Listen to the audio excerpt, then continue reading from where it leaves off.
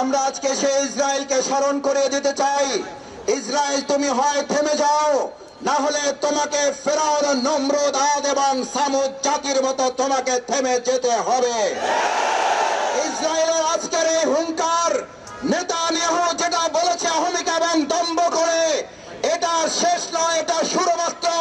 আর আমরাও ঘোষণা করছি, এটা তোমার আক্রমণের শুরু নয়, এটা তোমার ধ্বংসযাত্রার শুরু করেছে তুমি।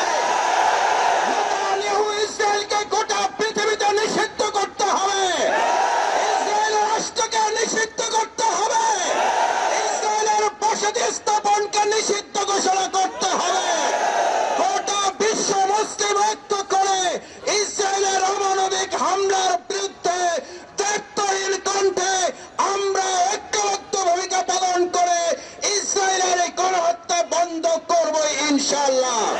সংগ্রামী ভাই এবং বন্ধুগণ, আমরা ত্যাগহীন কণ্ঠে বলতে চাই, চুক্তি লঙ্ঘন করার পর রাসূল করিম সাল্লাল্লাহু আলাইহি সাল্লামের মক্কা বিজয় নির্ধারিত হয়েছিল। আজ ইসরায়েল চুক্তি ভঙ্গ করেছে, ফিলিস্তিনের বিজয় নির্ধারিত হবে।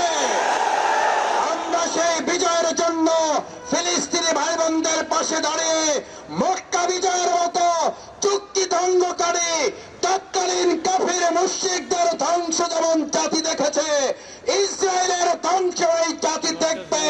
মক্কা বিজয়ের মতো ফিলিস্তিন, বাইতুল মুকদ্দাস, গাজা আমাদের